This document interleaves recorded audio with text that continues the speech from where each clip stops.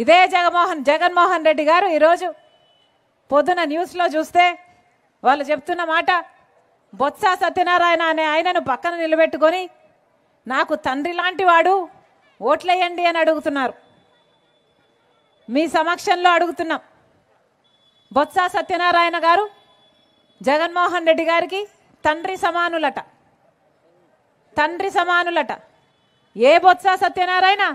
ఇదే బొత్స గారు అసెంబ్లీలో నిలబడి నిండు వేదిక మీద ఆన్ రికార్డ్ రాజశేఖర రెడ్డి గారిని తిట్టిపోసిన బొత్స సత్యనారాయణ గారు ఈరోజు జగన్మోహన్ రెడ్డి గారికి తండ్రి లాంటి వాడట.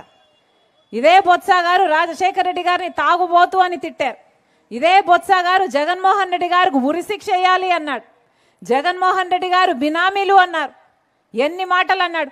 ఆఖరికి విజయమ్మను కూడా, విజయలక్ష్మి గారిని కూడా, రాజశేఖర రెడ్డి గారి భార్యను కూడా అవమానించిన వాడు బొత్స సత్యనారాయణ గారు. ఈరోజు అలాంటి బొత్స గారు జగన్మోహన్ రెడ్డి గారికి నానయ్యారంట. తండ్రితో సమానమయ్యారంట. అసలు ఈరోజు జగన్మోహన్ రెడ్డి గారి క్యాబినెట్లో రాజశేఖర రెడ్డి గారిని అనుసరించే వాళ్ళు ఉన్నారా అన్న? ఉన్నారా ఎవరైనా? పెద్దిరెడ్డి రామచంద్రారెడ్డి తిట్టినవాడే. ఇంకెవరు? విడుదల రజనీ తిట్టినావిడే. అందరూ ఆర్కే రోజా ఎవరైనా సరే రాజశేఖర రెడ్డి గారిని తిట్టిన వాళ్ళందరికీ ఈరోజు జగన్మోహన్ రెడ్డి గారు పెద్దపీట వేశారు. వీళ్ళందరూ తండ్రులంట, ఈయనకు అక్కలంట, ఈయనకు చెల్లెళ్ళంట. మరి నిజంగా నిలబడిన వాళ్ళంతా ఏం చేశారు? జగన్మోహన్ రెడ్డి గారు నిజంగానే నిలబడిన వాళ్ళు ఆయన కోసం పాదయాత్రలు చేసిన వాళ్ళు ఏమీ గారు, ఆయన కోసం పనిచేసి గొడ్డలి వేట్లకు బలైపోయిన వాళ్ళు ఈయనకు ఏమీ గారు. ఈరోజు అందరినీ ఇలాంటి వాళ్ళను పక్కన పెట్టుకొని తిరుగుతున్నారు జగన్మోహన్ రెడ్డి గారు. వైఎస్ఆర్ సిపి అన్న పార్టీ పేరులో అసలు వైఎస్ఆర్ గారు ఉన్నారా అన్న? వైఎస్ఆర్ గారు ఉన్నారా? వైఎస్ఆర్ గారు ఎప్పుడో పోయారు. ఈ రోజున్నది వై అంటే వైవి సుబ్బారెడ్డి, ఎస్ అంటే సాయిరెడ్డి, ఆర్ అంటే సజ్జల రామకృష్ణారెడ్డి. వీళ్ళే మిగిలారు కదా. ఎక్కడున్నారు? వైఎస్ఆర్ గారు ఉన్నారా? వీళ్ళ రాజశేఖర రెడ్డి గారి ఆశయాలను నిలబెట్టేది. రాజశేఖర రెడ్డి గారు రైతుల్ని నెత్తిన పెట్టుకున్నాడు కదా. మరి జగన్మోహన్ రెడ్డి గారు ఏం చేశారు?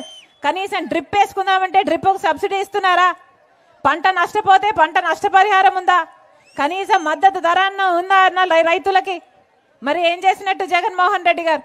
3000 కోట్లతో ఒక ధర స్థిరీకరణ నిధి ఏర్పాటు చేస్తాను, రైతన్న వాడు నష్టానికి అమ్ముకునే అవసరమే ఉండదు అని జగన్మోహన్ రెడ్డి గారు చెప్పి కదా ఓట్లేయించుకున్నారు. ఒక్క సంవత్సరమైనా 3000 కోట్లు పక్కన పెట్టాడన్నా జగన్మోహన్ రెడ్డి గారు? రైతులను మొత్తం నాశనం చేశారు. ఈరోజు మన రాష్ట్రంలో అప్పు లేని రైతు ఉన్నాడా అన్నా? కనీసం పండించిన పంటకు మద్దతు ధర ఉందా? రైతన్న వాడికి విలువ ఉందా? ఏం చెప్పారు జగన్మోహన్ రెడ్డి గారు? ఇలాగే మైకు పట్టుకొని 5 సంవత్సరాల కింద జగన్మోహన్ రెడ్డి గారు చెప్పిన మాట, సంక్రాంతి వచ్చినప్పుడల్లా జాబ్ క్యాలెండర్ వస్తుంది అన్నాడు. 5 సంవత్సరాలు అయింది. 5 సంక్రాంతులు వచ్చాయి, 5 సంక్రాంతులు వెళ్ళిపోయాయి. జాబ్ క్యాలెండర్ వచ్చిందమ్మా? బిడ్డలకు ఉద్యోగాలు వచ్చాయా? ఇక్కడ ఒక్కరికి రాలేదు. ఏ 2,30,000 ఉద్యోగాలు ఆ రోజు 5 సంవత్సరాల కింద ఖాళీగా ఉన్నాయో ప్రభుత్వ శాఖల్లో, ఈ రోజు వరకు కూడా మళ్ళీ 2,25,000 ఉద్యోగాలు ఈ రోజుకి కూడా ఖాళీగా ఉన్నాయి. మరి వీళ్ళ రాజశేఖర రెడ్డి గారి ఆశయాలను నిలబెట్టేది? రాజశేఖర రెడ్డి గారు అంటే మాట తప్పని మడమ తిప్పని నాయకుడు.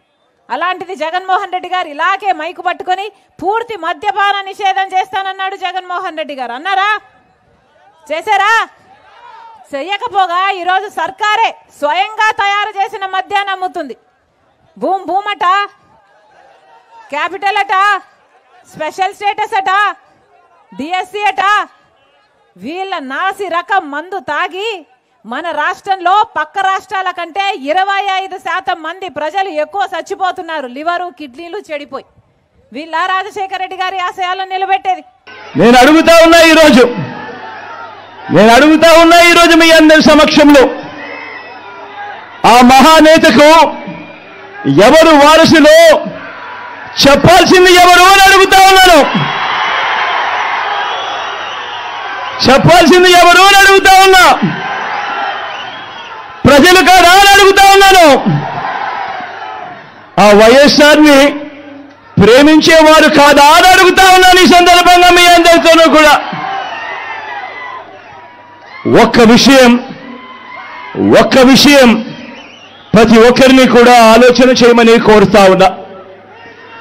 ఆ దివంగత మహానేత మీద, నాన్నగారి మీద కక్షపూరితంగా, కుట్రపూరితంగా ఆయన చనిపోయిన తర్వాత ఆయన మీద కేసులు పెట్టింది ఎవరు? ఆయన కుటుంబాన్ని టార్గెట్ చేసింది ఎవరు?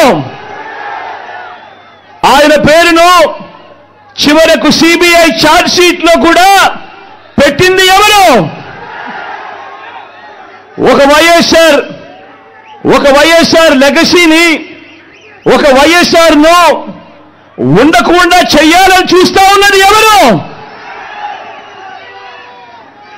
ఒక వైఎస్ఆర్ కుటుంబాన్ని పూర్తిగా అనగదొక్కాలని, వారు ఇక లేకుండా చూడాలని కుట్రలు పన్నింది ఎవరు? ఇవన్నీ కూడా పులివెందుల ప్రజలకు తెలుసు, వైఎస్ఆర్ జిల్లా ప్రజలకు తెలుసు, తెలుగు నేల మీద ఉన్న ప్రతి ఒక్కరికి కూడా ఇవన్నీ సంగతులు తెలుసు.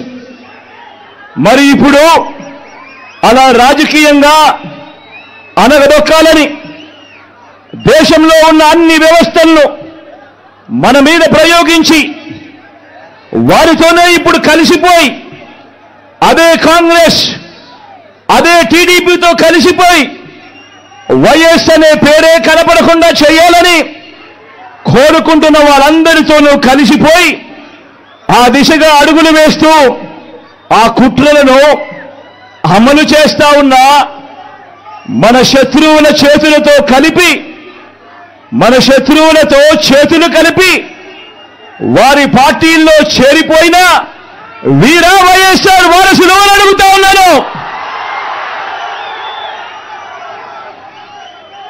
ఒకటి ఆలోచన చేయమని కోరుతా ఉన్నా మీ అందరితో కూడా.